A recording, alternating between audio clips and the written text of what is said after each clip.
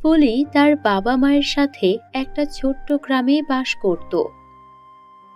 আজ তো স্কুলের পড়া তাড়াতাড়ি শেষ হয়ে গেছে, বাড়িতে গিয়ে খেলতে চলে যাব। দেখি আজ মাকে কোনো কাজে সাহায্য করতে হয় কিনা, সেটাও জিজ্ঞেস করতে হবে। ফুলি বাড়ি চলে যায়। মা, তোমার কি কোনো কাজে সাহায্য প্রয়োজন? না হলে আমি বাইরে খেলতে যাব। ঠিক আছে, যা, সাহায্যের প্রয়োজন নেই। ফুলি বাইরে খেলার জন্য যেতে থাকে। হঠাৎ করে তার মনে হয়, আরে, আমি যে বাইরে খেলা করব, আমি তো সাথে করে আমার পুতুলটা নেইনি। তাহলে কি করে খেলা করব? যাই, আমার পুতুলটা বাড়ি থেকে নিয়ে আসি। ফুলি আবারও বাড়িতে যেতে থাকে। এমন সময় দেখতে পায় এলাকার জমিদার তাদের বাড়িতে প্রবেশ করছে। আরে ফুলির মা, কি করছো? জমিদার সাহেব, আপনি কি মনে করে এখানে এলেন? আমাকে ডেকে নিলেই তো পারতেন। এই গরিবের বাড়িতে আপনার পা পড়েছে, বলুন কি সাহায্য করতে পারি? কি সাহায্য করবে আমাকে? আমার কাছ থেকে যে টাকাগুলো ধার নিয়েছো, সে টাকাগুলো কবে দেবে?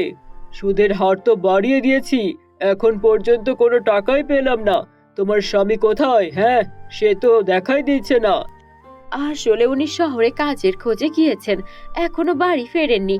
উনি বাড়ি ফিরলে হয়তো আমি টাকাটা শোধ করে দিতে পারবো। আমাকে আরো কিছুদিন সময় দিন।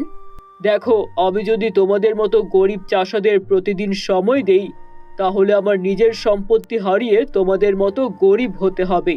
আজ থেকে আর 1 সপ্তাহ সময় দিচ্ছি। এর মধ্যে যদি আমার টাকা ফেরত না পাই, তাহলে এই বাড়ি থেকে তোমরা চলে যেও। আমি তোমাদেরকে লোক দিয়ে তাড়িয়ে দিতে নয়তো বাধ্য হব। এই বাড়ি বিক্রি করে হলেও আমার টাকা শোধ করতে হবে। জমিদার এই কথা বলে এদিক সেদিক না তাকিয়ে বাড়ি চলে যায়। ফুলির মা বসে বসে কাঁদতে শুরু করে। এখন কি করব আমি? উনি কোথায় গেছে? শহর থেকে গ্রামে বা কবে ফিরবেন? ফুলির মা এভাবেই কাঁদতে থাকে। ফুলি দূর থেকে দাঁড়িয়ে সবকিছুই দেখতে পায়। বাবাকে আরেকটা চিঠি লিখে আজ পাঠাতেই হবে। আজ আর খেলতে যাব না, মনটা ভালো লাগছে না। ফুলি বাড়ি চলে আসে। ফুলিকে দেখে তার মা কান্না বন্ধ করে দেয়। আরে, তুই খেলতে গেলি না? এত তাড়াতাড়ি চলে এলি, খিদে পেয়েছে বুঝি? না মা, খিদে পাইনি। চলো, আমি তোমাকে রান্নার কাজে সাহায্য করি। আর চিন্তা করো না, দেখবে একদিন সব ঠিক হয়ে যাবে। তুই কি কিছু শুনতে পেয়েছিস নাকি? এভাবে কি বলছিস? বড় মানুষদের মতো কথা বলছিস কেন? না না, আমি তো এমনিই বলছিলাম। চলো, আমরা রান্নার কাজ শেষ করি। ফুলি তার মাকে রান্নার কাজে সাহায্য করে। এভাবে আরো কয়েকদিন চলে যায়। ফুলি তার বাবাকে চিঠি লিখে পাঠায়, কিন্তু সেখান থেকে কোনো উত্তরই আসে না। এতদিন হয়ে গেল, বাবা তারপরও কেন কোনো উত্তর পাঠাচ্ছে না? আর মাত্র 2 দিন বাকি। এর মধ্যে যদি বাবা ফিরে এসে টাকা পয়সা না দেয়, তাহলে তো জমিদার আমাদেরকে বাড়ি থেকে বের করে দেবে। আমি মাকে নিয়ে তখন কোথায় যাব? আমার বাবাই বা কোথায় আছে? তার কোনো বিপদ হয়নি তো? ফুলি এভাবে চিন্তা করে স্কুল থেকে বাড়ি ফিরতে থাকে। সে বাড়ি ফিরে দেখতে পায় তার বাবা বাড়িতে চলে এসেছে। বাবা, তুমি এসেছো? এতদিন কোথায় ছিলে? আমি আর মা তোমাকে কত খুঁজেছি। এই তো চলে এসেছি, আর কোনো চিন্তা নেই। কিসের আর চিন্তা নেই? ফুলি, তুই তোর ঘরে যা তো, আমি তোর বাবার সাথে কিছু কথা বলছি। তোর বাবা মাত্রই এসেছে।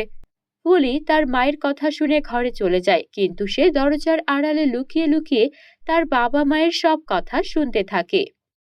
কি হলো, এভাবে মেয়েকে ঘরে যেতে বললে কেন? কিছু হয়েছে নাকি? কি আর হবে, জমিদারের টাকা তো শোধ হলো না। তুমি কি টাকা এনেছো? আমি তো সহজে ভালো কোনো চাকরি খুঁজে পাইনি শহরে। কোনো রকমে কিছু টাকা এনেছি। জমিদারের টাকা দেওয়ার জন্য তো আরো সময় আছে। কোনো সময় বাকি নেই। বলেছে 1 সপ্তাহের মধ্যে যদি আমরা টাকা না দিই, তাহলে বাড়ি ছেড়ে দিতে। বাড়ি ছেড়ে দিলে মেয়েকে নিয়ে কোথায় থাকবো? চিন্তা করো না, আরো তো 1 সপ্তাহ বাকি আছে।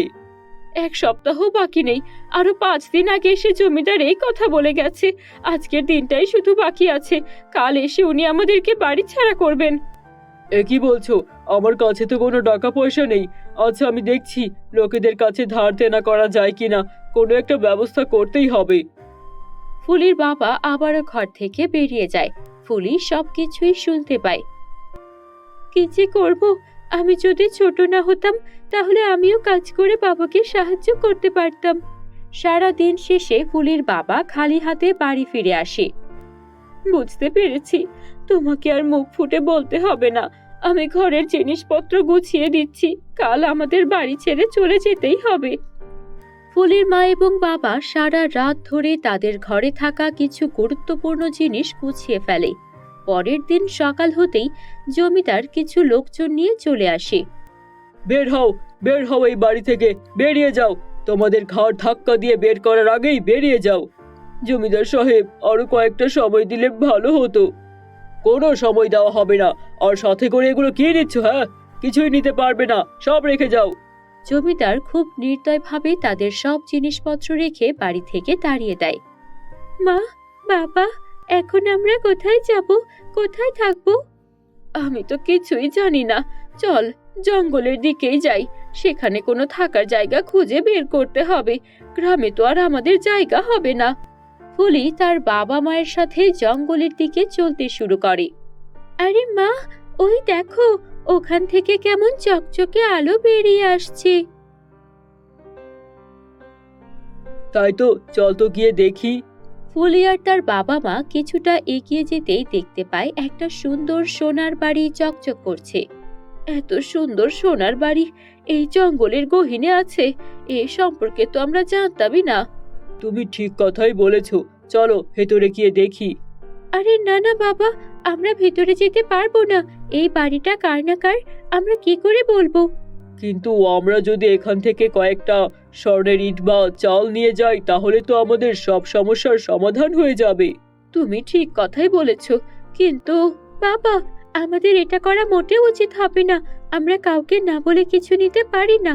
আমাদের অবস্থা যতই খারাপ থাকুক না কেন, দরিদ্র হলেও এটা চুরি করা হবে। আর আমরা দরিদ্র হতে পারি, কিন্তু চোর নই। ঠিক কথাই বলেছিস, আমার আসলে মাথা নষ্ট হয়ে গেছে। ভালো করে চিন্তা করার ক্ষমতাটাও আমি হারিয়ে ফেলেছি। তোর আর তোর মায়ের কথা চিন্তা করছি, আমরা কোথায় থাকবো। ফুলি তার বাবা মাকে বুঝিয়ে সেখান থেকে চলতে শুরু করে। এমন সময় সেই স্বর্ণের ঘর থেকে এক পরী বেরিয়ে আসে। আমি খুব খুশি হয়েছি তোমার এই কথা শুনে। ছোট্ট মেয়ে, তুমি এত ছোট আর দরিদ্রতার মধ্যে বড় হয়েও এত সৎ কি করে আছো? আপনি কি কোনো পরী? এই সোনার বাড়ি কি আপনার? হ্যাঁ, তুমি ঠিক ধরেছ, আমি এই সোনার বাড়িতে থাকি। তবে আমি মানুষের সাহায্য করতেই পৃথিবীতে এসেছি। তবে আমার এই সোনার বাড়ি যেই দেখেছে সেই লোভ করে এখান থেকে ইট চুরি করতে চেয়েছে, বা পুরো বাড়িটাই চুরি করে নিয়ে যেতে চেয়েছে। কিন্তু তোমরা একমাত্র যারা আমার বাড়ি দেখেও লোভে পড়নি। আসলে আমরা গরিব, কিন্তু লোভী না। এই জন্যই আমি খুশি হয়ে এই বাড়িতে তোমাদের যতদিন ইচ্ছা ততদিন থাকার অনুমতি দিচ্ছি। আপনি সত্যি বলছেন? তাহলে তো খুব ভালো হয়। যে পর্যন্ত কোনো ভালো কাজ না পাচ্ছি আর নিজের বাড়ি না করতে পারি সে পর্যন্ত এখানেই থাকবো। আর ফুলির সততার জন্য আমি ফুলিকে আমার এই বাড়ি থেকে 2টো স্বর্ণের ইট উপহার দেব। সেই ইট ব্যবহার করে আপনারা নিজেদের মতো করে ব্যবসা শুরু করতে পারবেন। আপনাকে অনেক ধন্যবাদ পরি, আপনি আমাদের অনেক উপকার করলেন। হ্যাঁ, আমার মেয়ে ঠিক কথাই বলছে। আজ আমার মেয়ের সততার জন্যই আমরা একটা সোনার বাড়িতে থাকার অনুমতি পেয়েছি। আপনাকে ধন্যবাদ পরি।